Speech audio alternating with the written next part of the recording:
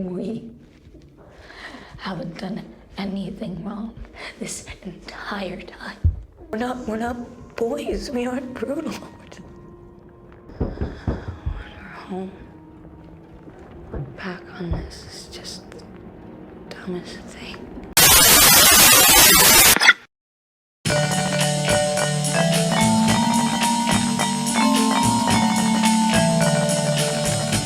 On August the 30th, 2017, Warner Brothers announced that they were making a faithful but contemporised version of William Golding's Lord of the Flies, this time with an all-female cast.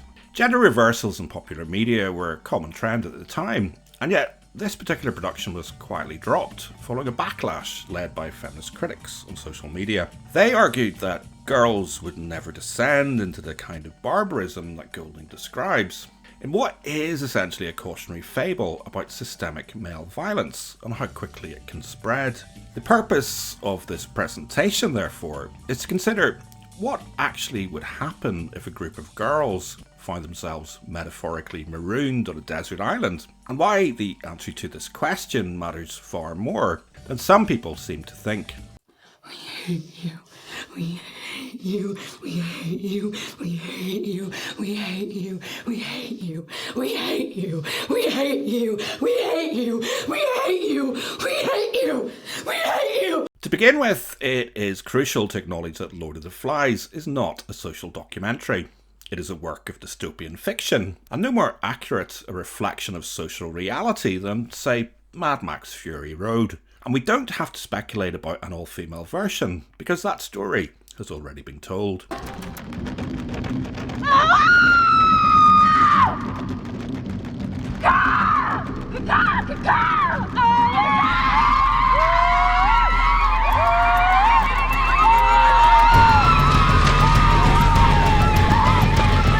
One year earlier, a Kansas theatre group called Orange Mouse produced a reimagining of Golding's famous fable, written and performed by a group of teenage girls. Drawing directly from their own experiences, they replaced forest fires, spears and pig-hunts with mean girl bullying tactics such as gossip, gaslighting, selective exclusion and reputational destruction, all culminating in the social death of victims who were assigned non-person status by the group. Psychologists call this relational aggression, and research shows it is a tactic women and girls use much more frequently than males.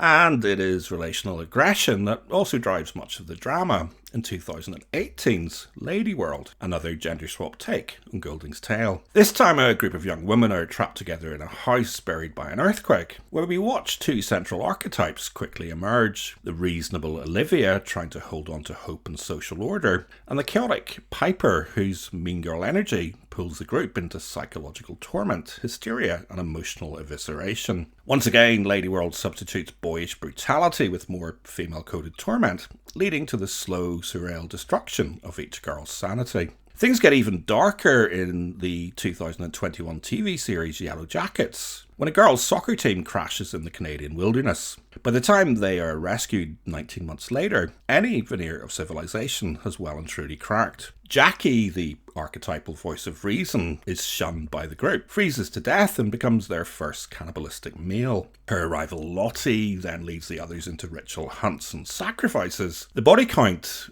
easily surpasses Golding's, and this time we see the barbarism unleashed in the wilderness, following the girls home, breeding blackmail, trauma, and even more death than actually occurred in the woods. And most recently in 2026's Send Help, despite finding herself marooned on an island of only 3 other people, the female protagonist still manages to rack up a body count comparable to Golding's boys, before returning to civilization to publish a best-selling memoir with a cheerful mantra: no help is coming, so you better start saving yourself. So in conclusion then, it could reasonably be argued that the female of the species can turn out to be even more deadly than the male.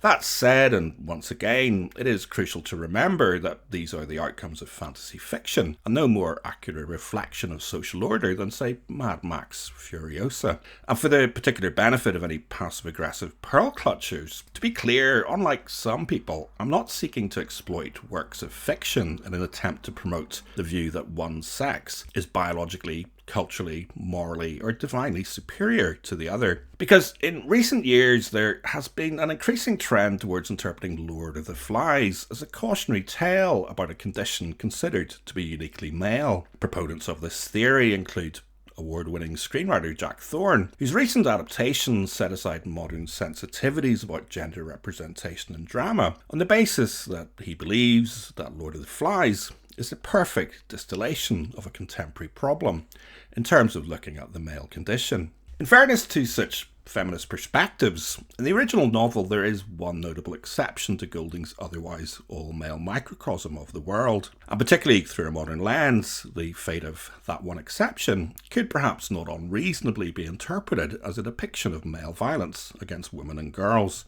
Because, as the title of the presentation alludes to, in a very literal sense, it is a female pig's head that ends up on a stick. A literal female head on a stick, representing the titular character of the tale, the literal English translation of the biblical name, Beelzebub. This Lord of the Flies is employed by Goulding to signal the deeper and symbolic meaning of his fable. Concerns about a beast lurking in the jungle begins as an existential threat, representing the islanders' fear of the dark and isolation. Jack, or Piper, or Lottie exploit this fear to seize power and turn their tribe towards cultish chaos. The tribe then avoids taking responsibility for their own increasing cruelty by projecting their internal darkness onto a mythical monster that is ultimately revealed to be an inherent part of themselves. The savagery that Goulding believed is an inherent and inevitable aspect of the human condition. On this deeper allegorical level, the beast is no more intended to exclusively represent females, any more than the beastly castaways of the original novel were intended to exclusively represent males. Goulding's pessimistic perspective hit a nerve when it was published, at a time where people were still trying to understand how civilised Europe had collapsed into war and Holocaust. And what's more, a number of high-profile psychology studies increasingly seemed to back him up, including the Robbers Cave and Stanford prison experiments, and Stanley Milgram's obedience study, where 65% of subjects were willing to deliver what they believed to be a lethal electric shock, simply because an authority figure told them to do so. Jack Thorne has talked about how in his adolescence, the revelations in Lord of the Flies left him psychically scarred. This is an experience I can relate to, because learning about those experiments as a first-year psychology student had a similar effect on me. But I now know that their most famous findings were often much less reliable than they may first appear. Books like Rutger Bregman's Humankind have highlighted flaws, exaggerations, and manufactured drama. And besides, there was always also a glass half full perspective about humanity to be taken from them. For example, whilst Milgram's experiments may have shown us that 2 out of 3 of us can be quite easily coerced into administering a lethal dose to a fellow human being, they also showed us that when subjects participated in the presence of others, refusing to obey, compliance levels dropped by 50%. Real-world examples also show that humans don't inevitably collapse into savagery. In the 1960s, a group of Tongan schoolboys were shipwrecked on a deserted island, far less bountiful than Goulding's. They survived in relative harmony for over a year. Human nature contains both capacities for cruelty and for cooperation. Biology gives us the raw material. Environment, culture, leadership and nurture determine which side wins. The reason why all this matters is because for decades, Lord of the Flies has been studied by millions of school children annually across the English-speaking world. And therefore, I think it's crucial that they are also taught to understand that Goulding was just as wrong about our determined propensity for evil as contemporary academics and teachers are to infer that schoolboys have uniquely toxic traits. Ironically, a common complaint about Thorne's recent all-male adaptation is that it dilutes the power of the original's archetypal-driven allegory by giving the boys backstories that make their descent into savagery appear more so the result of poor parenting than a fundamental flaw in their human nature. Goulding's thesis was that it is the absence of adults and their veneer of social order that leads to the boys' capitulation, and yet it is the boys' better elders who delivered them to the wilderness. And so, as Jack Thorne has turned the narrative towards the ill-defined concept of toxic masculinity, the very least he could do is throw the boys' parents a little extra shade. The reason why all this matters is because school teachers, politicians, public policy makers and parents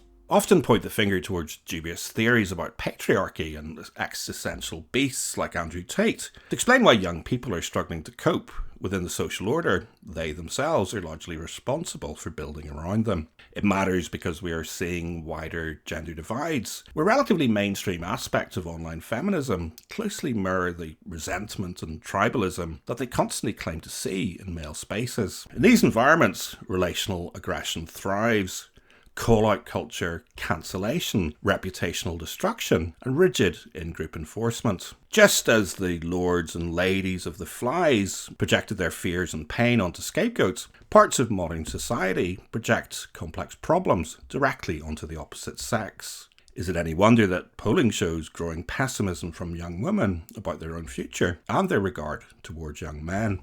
The real lesson of Lord of the Flies and its female retellings is not that one sex is inherently more savage or superior. It is that all humans carry the capacity for both civilization and barbarism. Remove wise leadership, loving nurture, shared norms, hope and mutual respect, and the veneer may inevitably crack, whether you're boys with sharp sticks or girls with sharp words.